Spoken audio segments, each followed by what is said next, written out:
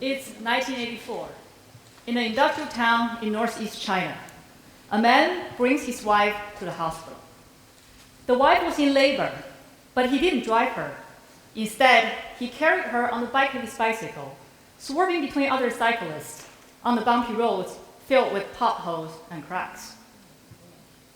Arriving at the hospital, the couple learned that a C-section was needed, a procedure that was still quite risky in the area at the time. A nurse handed the man a form. The man slowly drew his finger across the lines, identifying each character. Although he could barely read, one question was impossible to misinterpret. If both mom and baby are in danger, we could only save one. Whom would you like us to save? It asked. The man thought it over. With the one-child policy in effect, male babies would be much more desirable than females. The man wiped the sweat from the eyebrow. Gripping the pen between his fingers, he scrawled hastily. If the baby is a boy, save the baby. Otherwise, save the mom. An hour later, the child was born, a healthy baby girl. He named her Fei. It meant fly. Despite being a girl, he hoped that she would rise above poverty and live a fulfilled life. That baby girl was me, and that man was my father. However, the character he picked for my name, Fei, did not actually mean fly. You see, my father never got a chance to learn to read and write, and he picked the wrong character for my name. I've spent my whole life trying to live up to the name my father intended to give me. Far from flying, I started low to the ground. Both my parents are children of the Cultural Revolution, uneducated workers employed by state-owned factories. We lived in a government-issued housing where the kitchen was shared with multiple other families. During mealtime, we would take turns to cook, with one family using the stove while another doing food preparation. The toilet we had was an outhouse shared between buildings. Even in winter, we would wait in line in freezing temperatures to use it, carrying old newspaper in our hands, which served as toilet paper. Remember, this was the late 80s, when many parts of the world, including all of you here, were enjoying technological innovations such as CD players or even personal computers. As a kid, I walked around in patched clothes and hand-me-down shoes that were 3 sizes too big so that I could grow into them, as my mother would say. My father would waste what little money we had on drinking, and my mother was forced to be creative in putting food on the table. For example, when the trucks carrying cabbages to sell came to our neighborhood, she memorized their routes, and after the trucks left, she would go and pick up the discarded cabbage leaves on the streets to make us a delicious cabbage stew. At that time, China was one of the poorest countries in the world. Over the past 30-plus years I grew up, China has developed at an incredible speed, now the second largest economy. As China has moved up in the world, so have I. Standing here today, a Harvard graduate and the managing vice president of the world's leading research and advisory company, Gartner, I realize that I'm here today not in spite of hardship as a child, but because of it. I'm immensely grateful to the gift life has given me, and that's the gift of adversity. It was this gift that taught me resilience. To me, resilience isn't just about withstanding what's been thrown at you. It's about taking advantage of what you have, no matter how little, and creating opportunities for yourself. It's about letting adversity propel you towards something better. As a kid, even though we were constantly at shortage of food, my father's drinking meant there was never shortage of empty bottles in the apartment. When I was 5 years old, I had a big discovery. I discovered that I could give these bottles to the trash man in exchange for a few cents of coins. Soon, I took a step further. I expanded my trash collection to the same empty bottles littering the neighborhood streets, at bus stops, and inside the public trash cans. Imagine a 5-year-old girl walking down the streets with an oversized basket wobbling on her back, her hand reaching into the public trash cans, some of which taller than she was. That was my first job. Then when I was 9 years old, the government housing we lived in finally got flush toilets installed. That was a big deal. But it wasn't long before these new toilets started to give us trouble. You see, people were used to throwing all kinds of trash into the old outhouse toilets, and the delicate plumbing of the new flush toilets just couldn't handle that. Here again was my opportunity. When I figured that my small hand could fit down the drain to unclog whatever was plugging it up, I went into business. I traded my labor for an apple, piece of fish, and eventually money. But all business attracts competition, right? And when mine came along, I had an ingenious plan to beat it. To distinguish myself from the neighborhood male plumber, I offered free toilet cleaning in addition to plumbing them. And to demonstrate how thorough I was in my cleaning, I took a drinking cup, dug it into the toilet bowl, and drank the water bottom up. No one questioned my work ever again. Looking back at these first jobs as a little girl, I created them out of necessity, to fill my stomach, but also to prove to my parents that girls were not inferior to boys.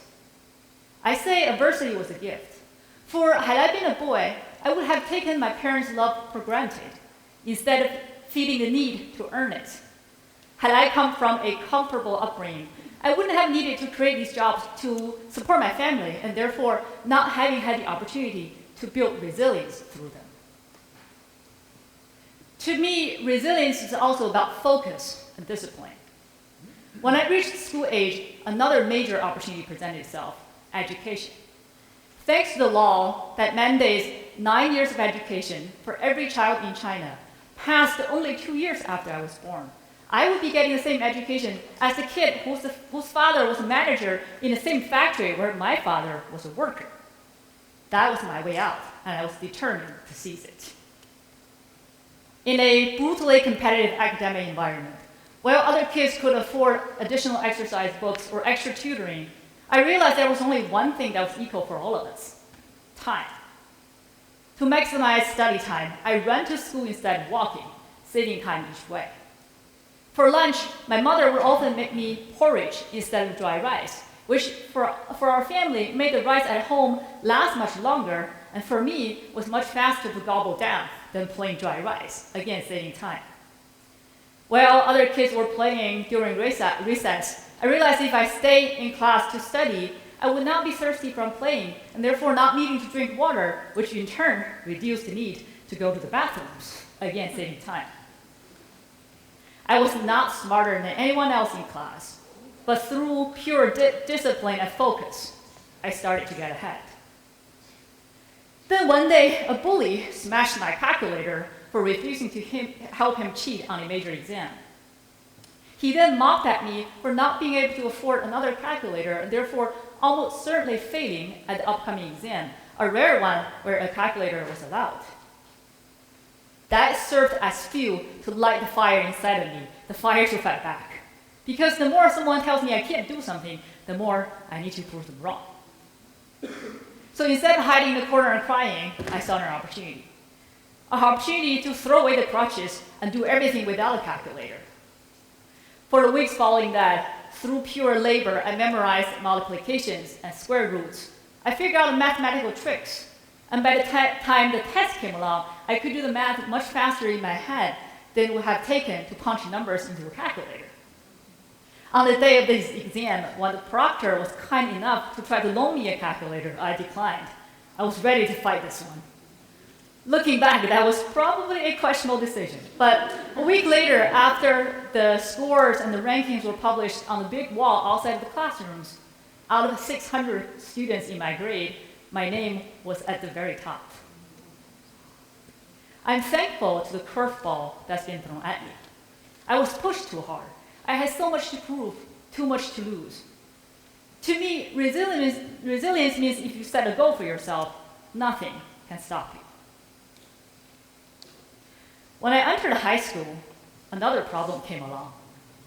For many years, the Chinese education system had everyone overly focused on exams. And for the subject English, the exam only had reading and writing components. It never had a speaking part of it.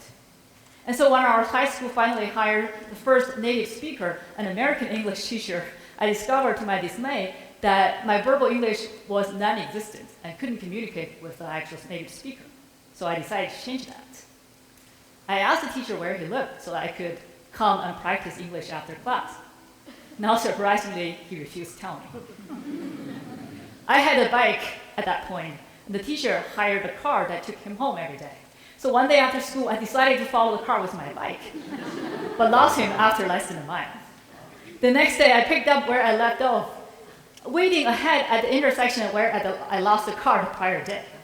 The third day, I did the same. After 5 days, I was finally able to figure out where he lived and knock on the door of the American teacher. When he opened the door, eyes widened in disbelief, I simply said, in my broken English, "Hi, I want to practice." Looking back, it was that solo relay that I designed for myself years ago that enabled me to stand here today, talking to all of you in your language. The stories I shared with you today are from my childhood. These childhood experiences, though trivial compared to life-changing events, eventually led me to college, one of the best in China, where simply due to the sheer size of the Chinese population, the admission rate was 1 in every 1,500 people applied.